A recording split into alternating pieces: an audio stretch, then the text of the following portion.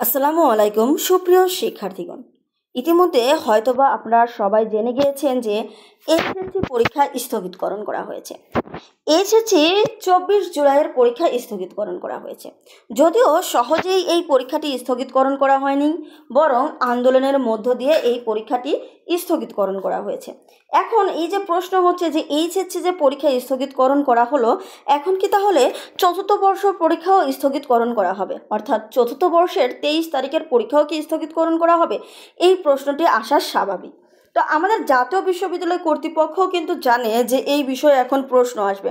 তাই আমি মনে করি তাদের কিন্তু উচিত যে এইচএসসি পরীক্ষা যখন 24 তারিখের পরীক্ষা যখন স্থগিতকরণ ঘোষণা করা হলো, তখন তাদের কিন্তু দ্রুত একটা সিদ্ধান্ত দিয়ে দেওয়া উচিত। এখন তাদেরকে সিদ্ধান্ত দেওয়া উচিত যে চতুর্থ বর্ষের কোনো পরীক্ষা আদৌ হবে নাকি হবে না।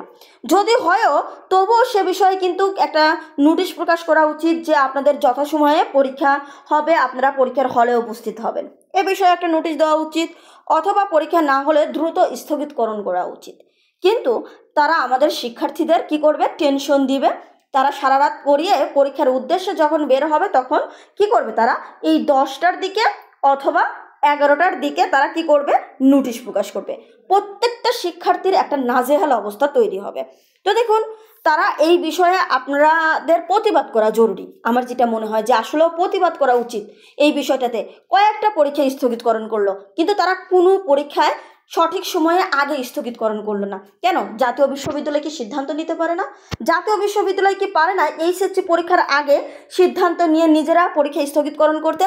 জাতীয় বিশ্ববিদ্যালয় তো আর এইচএসসি বোর্ডের অধীনে না যে তাদের সিদ্ধান্তের পর তাদেরকে সিদ্ধান্ত নিতে হবে। তারা কি নিজেরা সিদ্ধান্ত নিতে পারে না? এই বিষয়টি আসলে মনে হয় তাদেরকে একটু হলেও সতর্ক করে দেওয়া উচিত। তাদের বিষয়ে আসলে প্রতিবাদ করা উচিত।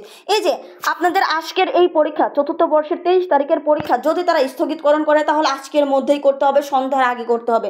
তারপরে কেন করবে? যদি তারা করে, আর আমার কথা যদি তারা নাও করে, তারা তো এখন জানবে যে প্রত্যেকটা শিক্ষার্থী এখন দেশের যে অবস্থা, তারা টেনশনে রয়েছে যে তাদের পরীক্ষা হবে কিনা। এই যে রাষ্ট্রীয় শোক, এই শোক কিভাবে তারা কাটিয়ে উঠবে? প্রত্যেকটা বিষয়ই তো তারা বোঝে, তারা জানে। তাই তাদের উচিত এই বিষয়ে কোনো একটা সতর্কমূলক কোনো নোটিশ দিয়ে দেওয়া যে পরীক্ষা হবে অথবা পরীক্ষা হবে না। কিন্তু তারা এই বিষয়টি করবে না, তারা পরীক্ষার্থীদের এই টেনশনের মধ্যেই রাখবে।